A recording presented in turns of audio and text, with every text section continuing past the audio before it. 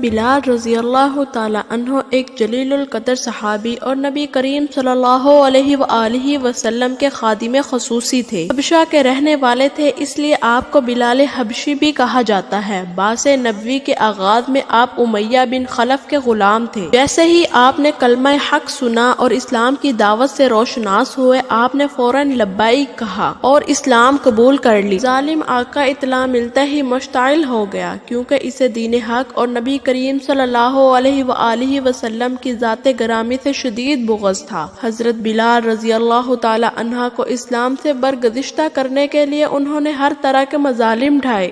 کبھی چلچلاتی ہوئے دھوپ میں انہیں بٹھا دیا جاتا، کبھی جلتی ہوئی ریت پر انہیں لٹا کر ان کے جسم پر کوئی پتھر رکھ دیا جاتا کہ وہ حرکت بھی نہ کر سکیں، کبھی ان کے گلے میں رسی ڈال کر اوباش نوجوانوں کے ہاتھ میں تھما دیا جاتا، ان کو تپتی ہوئی کنکریوں پر گھسیٹتے پھرتے۔ ان سب مصائب و آلام کے باوجود ان کی زبان سے صرف احد احد کا ہی نعرہ نکلتا۔ ظلم و ستم کا یہ حال زار حضرت ابو بکر رضی اللہ تعالی عنہ سے دیکھا نہیں گیا۔ انہوں نے منہ مانگی قیمت دے کر حضرت بلال رضی اللہ تعالی عنہ کو خرید لیا اور اللہ کے راستے میں لیکن آزادی کے بعد وہ اپنے ملک حبشہ واپس ہونے کی بجائے مکہ مکرمہ میں ٹھہر گئے۔ نبی کریم صلی اللہ علیہ وآلہ وسلم کے خادم خصوصی بن گئے۔ نبی کریم صلی اللہ علیہ وآلہ وسلم نے امہات المومنین کے گھروں کی ضروریات کے سلسلے میں ساز و سامان کی فراہمی کا معاملہ ان کے سپرد کر دیا، جسے وہ بڑی خوشی اور خوش دلی کے ساتھ انجام دیا کرتے تھے۔ حضرت بلال رضی اللہ تعالی عنہ کے مقام و مرتبے کا اندازہ اس واقعے سے کیا جا سکتا ہے کہ نبی کریم صلی اللہ علیہ وآلہ وسلم جب سفر معراج سے واپس تشریف لائے تو حضرت بلال رضی اللہ تعالی عنہ سے دریافت کیا کہ معراج کے موقع پر جب میں جنت کا مشاہدہ کر رہا تھا تو اپنے سامنے میں نے تمہارے جوتوں کی چاپ سنی اور مجھے یوں محسوس ہوا کہ میں جہاں سے بھی گزرتا ہوں تم میرے سامنے جا رہے ہو۔ آخر تمہارے پاس ایسا کون سا حسن عمل ہے؟ حضرت بلال رضی اللہ تعالی عنہ نے جواب دیا کہ میں وہی عمل کرتا ہوں جن کا حکم اللہ نے دیا ہے، البتہ آپ ہی کی ہدایت کی روشنی میں نفل و عبادت کا التزام ضرور کرتا ہوں، اور یہ کہ ہمیشہ باوضو رہنے کی کوشش کرتا ہوں۔ جب بھی میرا وضو ختم ہو جاتا ہے تو میں وضو کر لیتا ہوں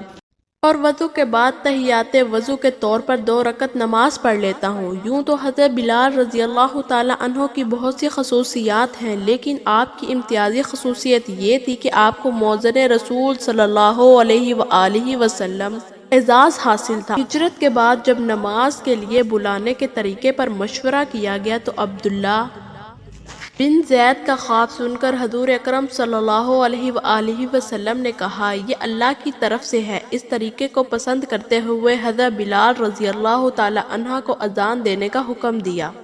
چنانچہ حضرت بلال رضی اللہ تعالی عنہ نے مسجد نبوی کے ایک بلند مقام پر تاریخ اسلام کی سب سے پہلی اذان دی، اور یہ حضرت بلال رضی اللہ تعالی عنہ کی پہلی یادگار اذان تھی۔ صبح کے سناٹے میں حضرت بلال رضی اللہ تعالی عنہ اذان دینے لگے تو اذان دیتے ہوئے خود بھی مسحور و مسرور ہو رہے تھے، مدینہ منورہ کی فضاؤں کو بھی مست و مسحور کر رہے تھے۔ کلمات اذان کی صدائیں دل نواز سن کر صحابہ کرام کے دلوں میں تو ہلچل مچی ہی ہوئی تھی کہ اہل کتاب اور منافقین بھی متاثر ہوئے بغیر نہیں رہ سکتے تھے، لیکن یہ اثر ان کے پتھر جیسے دلوں کو پگھلا نہیں سکتا، بلکہ یہ سوچ کر ان کی جنجلاہٹ اور بڑھ گئی، کہیں اذان بلال دعوت حق کے فروغ اور اشاعت اسلام کا مزید ایک اور ذریعہ نہ بن جائے۔ ان کا یہ اندیشہ غلط بھی نہ تھا، کیونکہ بعض سلیم الفطرت لوگ اذان سن کر حلقہ بگوش اسلام لائے بغیر نہیں رہ سکے۔ نبی کریم صلی اللہ علیہ وآلہ وسلم 8 ہجری صحابہ کرام کا لشکر لے کر اپنے ساتھ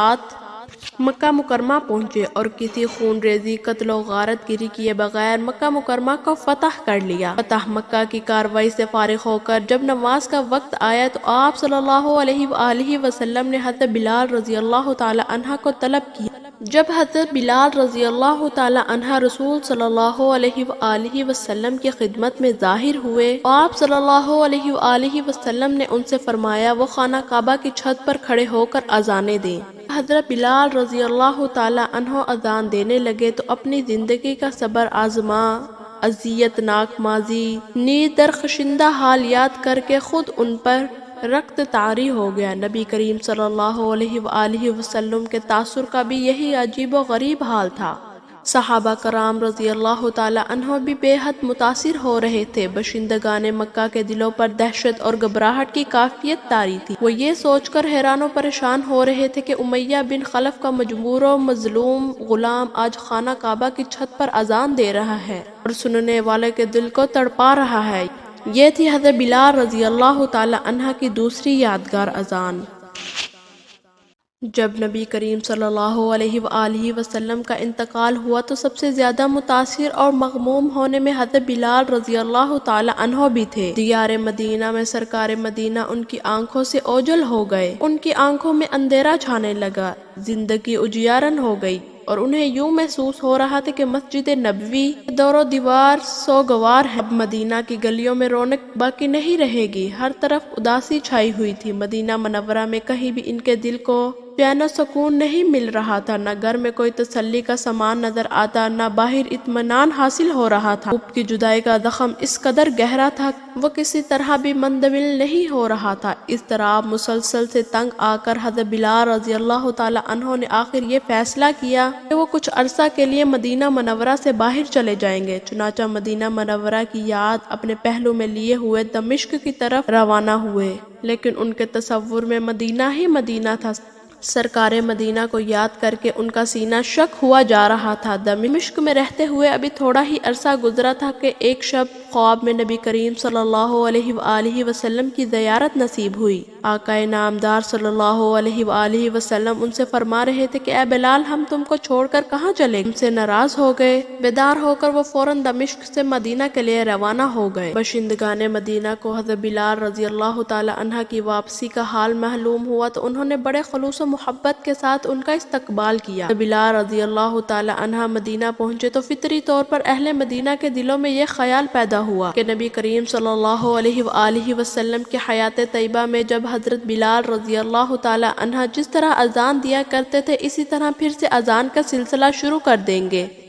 لیکن حضرت بلال رضی اللہ تعالی عنہ نے اذان دینا چھوڑ دی تھی۔ لوگوں نے اذان کے لیے یاد دہائی، پھر اہل مدینہ جگر گوشہ ہائے رسول فاطمہ بطول کے لال حسن و حسین سے ملے، درخواست کی کہ وہ دونوں بلال رضی اللہ تعالی عنہ کو اذان دینے کے لیے آمادہ کریں۔ چنانچہ حسنین رضی اللہ تعالی عنہ نے حضرت بلال سے گزارش کی حضرت بلال کو کہ حضرت بلال رضی اللہ تعالی عنہ ہر نماز کے لیے نہ صحیح کسی ایک نماز کے لیے اذان دے دیں۔ نبی کریم صلی اللہ علیہ وآلہ وسلم کے لاڈلے نواسوں کی پرخلوص درخواست حضرت بلال رضی اللہ تعالی عنہ رد نہیں کر سکے۔ نماز کا وقت آیا تو مسجد نبوی کے سامنے کھڑے ہو کر اذان دینے لگے۔ یہ اذان بلالی اور ان کی پچھلی ساری اذانوں سے بالکل نہ سوز و ساز تو ان کی آواز میں پہلے ہی ہوتا تھا، مگر اس اذان میں سوز و ساز کے ساتھ درد بھی شامل ہوتا گیا۔ اذان کا آغاز ہوتے ہی سارا مدینہ گوش و بر آواز تھا، یوں محسوس ہو رہا تھا کہ حضرت بلال رضی اللہ تعالی عنہ اذان نہیں دے رہے بلکہ ہجر و فراق کی داستان بیان کر رہے ہیں۔ بڑی رکعت کے ساتھ اللہ اکبر اور اشہد اللہ الہ الا اللہ کے کلمات زبان سے ادا کر سکے۔ جب اشہد ان محمد رسول اللہ کہنا چاہا تو نگاہیں کسی اور کو تلاش کرنے لگی اور وہ تھے سرکار مدینہ صلی اللہ علیہ وآلہ وسلم۔ جب سرکار مدینہ صلی اللہ علیہ وآلہ وسلم نظر نہیں آئے تو حضرت بلال رضی اللہ تعالی عنہ بے قرار ہو کر نیچے گر پڑے۔ گرتے ہی ہوش و حواس جاتے رہے، بڑی مشکل کے ساتھ انہیں ہوش میں لایا گیا۔ یہ تھی حضرت بلال رضی اللہ تعالی عنہ کی تیسری اور آخری یادگار اذان، جس کے بعد پھر کبھی حضرت بلال رضی اللہ تعالی عنہ نے اذان نہیں دی اور نہ ہی کسی نے ان کو اذان دینے پر مجبور کیا یا اصرار کیا۔ اگر آپ کو ویڈیو اچھی لگی تو لائک اینڈ سبسکرائب ضرور کریں۔ شکریہ۔